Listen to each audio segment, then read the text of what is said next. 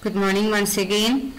Dear students, today let us discuss the last part of the fifth module with some important condensation reactions of aldehydes and ketones. In the previous class we discussed about aldol condensation and closed aldol condensation. Now we are going to discuss about important condensation reaction, that is some name reactions. So one is Claisen-Schmidt reaction or Claisen-Schmidt condensation. Another one is Perkin reaction or Perkin condensation. Then third one is Knoevenagel reaction or Knoevenagel condensation. So these important condensation that we are going to discuss in this class. So let us see one by one. First, let us know about Claisen-Schmidt reaction or Claisen-Schmidt condensation. It is the reaction is a cross aldol condensation reaction of an aromatic aldehyde. That means aromatic aldehyde without alpha hydrogen. One reactant for the Claisen-Schmidt reaction is aromatic aldehyde without alpha hydrogen with an aliphatic aldehyde or ketone having alpha hydrogen. Another reactant is aliphatic aldehyde or ketone having alpha hydrogen. In the presence of a base leading to the formation of an alpha beta unsaturated aldehyde or ketone is generally known as Claisen-Schmidt condensation. So in condensation reaction there are two stages in this condensation. In this condensation means Claisen-Schmidt condensation. So one is aldol addition and the next step is aldol dehydration. So the combination of these two steps is Claisen-Schmidt condensation, aldol addition plus aldol dehydration. So here we have two molecules, benzaldehyde. This is the compound without alpha hydrogen. That means this is the aromatic aldehyde without alpha hydrogen. This is the carbonyl carbon. The carbon which is attached to the carbonyl carbon is known as alpha hydrogen. So there is no hydrogen on this carbon. This is the alpha carbon. Actually in this carbon there is, in the case of benzene there are 6 hydrogen atoms on each carbon. So in this carbon there is no hydrogen. Instead of hydrogen, the hydrogen is replaced by CHO group. So there is no hydrogen on this alpha carbon. So we had to select one aromatic aldehyde without alpha hydrogen. So this is the compound without alpha hydrogen. So another compound that we had to react is an aliphatic aldehyde or ketone with alpha hydrogen. So here we have taken acetaldehyde. So when these two compounds treated in the presence of base, first we will get an aldol. So here we have one alpha hydrogen. This alpha hydrogen attaches on this oxygen in the presence of base. So we will get OH on this carbon, and the remaining portion will attach on this carbon. So we will get an aldol product, which on dehydration we will get cinnamaldehyde. OH from this carbon and H from this carbon will get removed, and we will get an alpha beta unsaturated aldehyde. In this case we will get cinnamaldehyde. C6H5 CH double bond CH CHO is known as cinnamaldehyde. So how to convert benzaldehyde to cinnamaldehyde? By using Claisen-Schmidt reaction. So here is another example for Claisen-Schmidt reaction with ketone.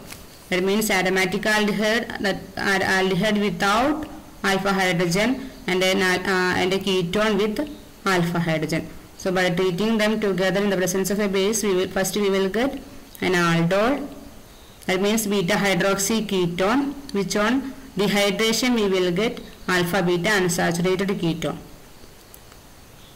So in this reaction there is one more possibility. If we treat these two compounds together, one more possibility is there. One possibility is the aldol product, and then that aldol undergoes dehydration. Another possibility is this acetaldehyde can undergo aldol condensation by self-condensation. That means CH3CHO undergoes self-condensation with CH3CHO molecule. So there is possibility for the formation of another molecule, that is crotonaldehyde. So in order to prevent the self-condensation and in order to get a good yield of cross-aldol product, we have to adopt a specific method. That means by adopting a procedure in which the carbonyl compound with alpha hydrogen is slowly added to a solution containing the aromatic aldehyde. That means we have to add the carbonyl compound with the alpha hydrogen slowly to the aromatic aldehyde. That means the concentration of the concentration of the carbonyl compound with alpha hydrogen will be very low. That means we are adding slowly to this aromatic compound. So the possibility of self-condensation of this carbonyl compound with alpha hydrogen will be very low. So we can prevent the self-condensation by this method. That means by slowly adding the carbonyl compound with alpha hydrogen to a solution containing aromatic aldehyde. And the base. The possibility of self-condensation, the possible self-condensation of the alpha hydrogen component can almost be prevented, and a good yield of the cross-aldol product alone can be obtained. So what is Claisen-Schmidt reaction? Is a condensation of an aromatic aldehyde without alpha hydrogen and the aliphatic aldehyde or ketone having alpha hydrogen in the presence of a base in order to get alpha beta unsaturated aldehyde or ketone. So better method or best method for the preparation of cinnamaldehyde from benzaldehyde. Next we have another important condensation reaction, that is Perkin reaction or Perkin condensation. An aliphatic carboxylic acid anhydride that contains alpha hydrogen adds to the carbonyl group of an aromatic aldehyde to form an intermediate which undergoes hydrolysis and dehydration to yield an alpha beta unsaturated acid. So what is Perkin reaction? In this reaction, an aliphatic carboxylic acid anhydride. Aliphatic carboxylic acid anhydride means it is a compound formed by the dehydration of carboxylic acid or acid chloride or any other organic compound. Here we have one method of formation of carboxylic acid, anhydride, aliphatic carboxylic anhydride. This is the carboxylic acid. Two molecules of carboxylic acid. Here acetic acid undergoes dehydration and we will get ethanoic anhydride. Then this aliphatic carboxylic anhydride. This is acetic anhydride formed from acetic acid when treated with acid. So this acetic anhydride on reaction with an aromatic aldehyde without alpha hydrogen. This molecule should contain an alpha hydrogen, and the aromatic aldehyde should not contain alpha hydrogen. So when these these molecules condense with each other in the presence of a base. Here we are using the base. Base means here we are using the sodium or potassium salt of acid. The reaction is carried out by heating the reactants in the presence of a base. Usually the sodium salt or potassium salt of the acid from which the anhydride is formed. So here the acid we use for the preparation of anhydride is acetic acid. So the salt of the sodium or potassium salt of the acid is sodium acetate or potassium acetate, that we can use as a base in this reaction. So in the presence of sodium acetate, this anhydride and aromatic aldehyde condense with each other and we will get cinnamic acid or alpha beta unsaturated acid as the final product. So this is Perkin reaction. The final product in Perkin reaction is alpha beta unsaturated acid. Condensation between aromatic aldehyde and anhydride that occurs in the presence of a base. So first we will get an intermediate which on hydrolysis and dehydration we will get alpha beta unsaturated acid. But in the case of Claisen-Schmidt reaction we got alpha beta unsaturated aldehyde or ketone. So this is one good method for the preparation of cinnamic acid from benzaldehyde. Claisen-Schmidt reaction is a good method for the preparation of cinnamaldehyde from benzaldehyde. So alpha beta unsaturated preparation from aromatic aldehyde. It can be done by Perkin condensation reaction. Here Perkin condensation is an aldol type condensation. That means aldol addition occurs first, then aldol dehydration. So the combination of that those two steps include in this Perkin condensation reaction. The net effect of this reaction is one molecule of water eliminates between these two molecules. That means oxygen from here and H2 from here. One H2 molecule will get eliminated from this reaction. So CH double bond CH anhydride, this molecule will first form, that is the intermediate, which upon hydrolysis we will get acidic part. This part will undergo hydrolysis and we will get a corresponding acid. So final product is alpha beta unsaturated acid. Here we have an example for Perkin reaction. So benzaldehyde on treating with acetic anhydride in the presence of sodium acetate. First we will get an alpha beta unsaturated, beta hydroxy. First we will get a beta hydroxy anhydride. This alpha hydrogen will attach on this oxygen and we will get a structure like this, which on hydrolysis we will get. That means this part will undergo hydrolysis and we will get a corresponding acid. Then which on heating we will get alpha beta unsaturated acid. Here we will get cinnamic acid. So this is the reaction. So by Perkin reaction we will get alpha beta unsaturated carboxylic acid from aromatic aldehyde and aliphatic anhydride in the presence of base. And the last condensation reaction is Knoevenagel reaction or Knoevenagel condensation. In this reaction, an aldehyde or a ketone may react with an active methylene compound. An active methylene compound means a compound which contains a methylene group, CH2 group, attached by two electron withdrawing groups. Here you can see the structure of an active methylene compound, dimethyl malonate. So this is methylene group, CH2 group. This is attached to two electron withdrawing carbonyl group, CO group, or it may attach to a nitro group, cyano group, or any other electron withdrawing groups.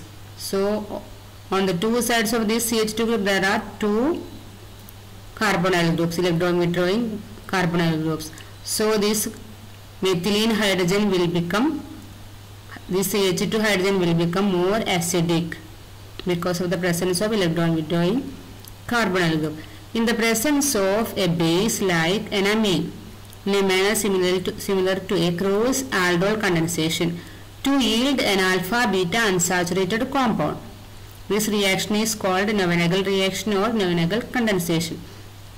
So in this reaction, an aldehyde, usually we are taking an aldehyde or ketone without alpha hydrogen, and a compound that is active methylene compound. Another compound is active methylene compound. One compound is aldehyde or ketone without alpha hydrogen, and another compound is active methylene compound. So in the presence of base like pyridine, piperidine or pyrrolidine, they react together and undergoes condensation to yield alpha beta unsaturated compound. So typical examples for active methylene compounds that can take part in this reaction with an aldehyde or ketone are malonic acid. This is dimethyl malonate. So malonic acid is also another active methylene compound. Then dimethyl malonate, ethyl cyanoacetate or ethyl acetoacetate. All these compounds are active methylene compounds. Then aldehyde or ketone that can effectively undergo this reaction is usually one that does not have alpha hydrogen, so that it does not undergo self-aldol condensation. Usually we are taking an aldehyde or ketone without alpha hydrogen, so we can prevent the self-aldol condensation. If there is alpha hydrogen, there is the possibility of self-condensation. So usually we are taking aldehyde or ketone without alpha hydrogen. So novenagal condensation is carried out in mildly basic media in the presence of piperidine, pyrrolidine or dimethyl amine. So usually we are taking base as pyrrolidine, piperidine or dimethyl amine. Then here we have one example for this novenagal reaction, that is benzaldehyde. This compound is an aldehyde without alpha hydrogen.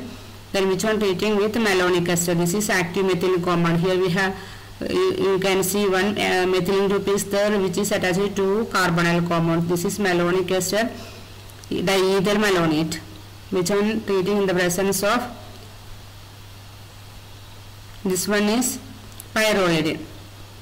Then we will get benzylidine malonic ester corresponding alpha beta unsaturated compound. That means one molecule of water will get eliminated from this and we will get alpha beta unsaturated compound. This is novenagal reaction. And this compound can be utilized for the preparation of some other compounds. Usually ketones are relatively less reactive than aldehydes in this type of reactions. However, some of them can undergo novenagal condensation with highly active methylene compounds. So ketones react with active methylene compounds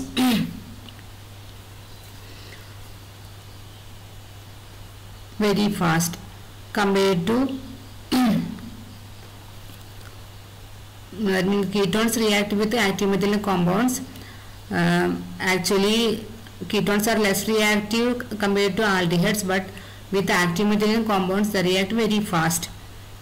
So for example, cyclohexanone condenses with ethyl cyanoacetate, also called cyanoacetic ester. Here you can see the structure of cyanoacetic ester. This is an active methylene compound.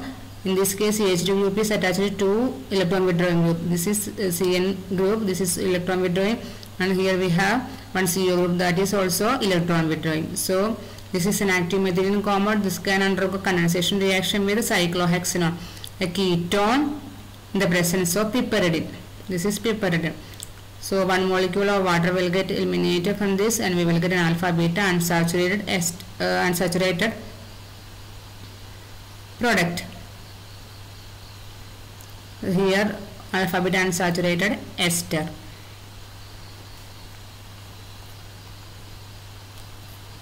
So in this class we discussed about three important name reaction, that is condensation reaction. One is Claisen-Schmidt reaction, another one is Perkin reaction, and third one is novenagal reaction. So this is the last part of your fifth module about aldehydes and ketones.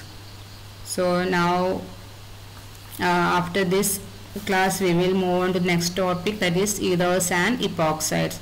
That is our fourth module. So one more topic is that is a distinction between aldehydes and ketones. How can we distinguish between aldehydes and ketones? This topic is that we already discussed in our oxidation reactions.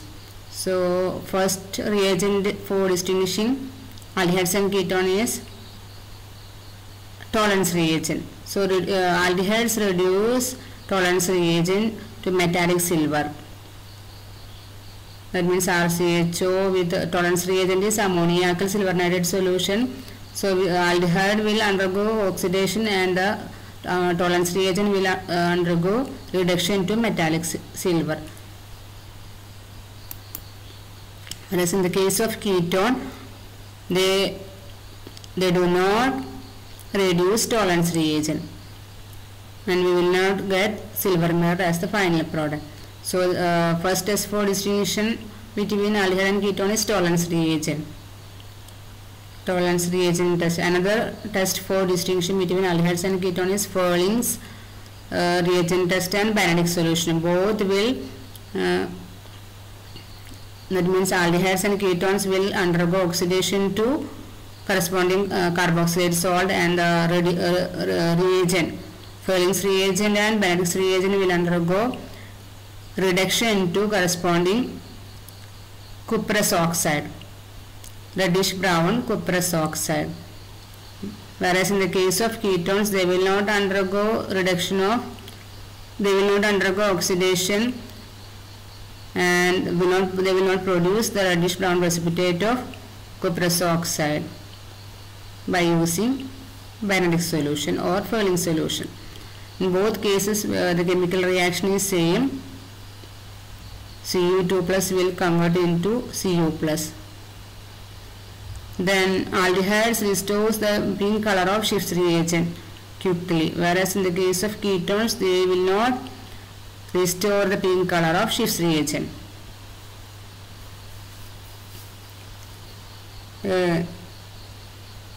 Another distinction reaction is oxidation. Aldehydes undergo oxidation very easily, and we will get the corresponding carboxylic acid without undergoing any break in the carbon chain. That means same number of carbon atoms will be in the carboxylic acid as in the case of starting materials, here aldehyde. But in the case of ketone, usually oxidation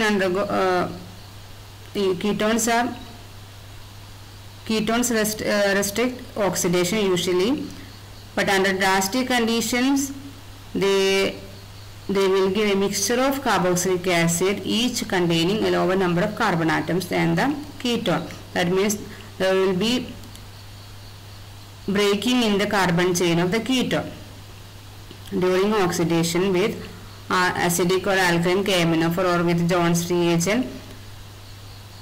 We will get a mixture of carboxylic acid. Then another distinction reaction is reduction.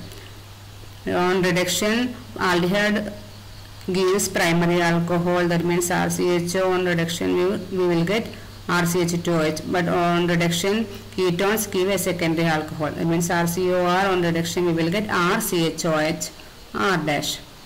So these are the distinction reaction or test between aldehydes and ketones. So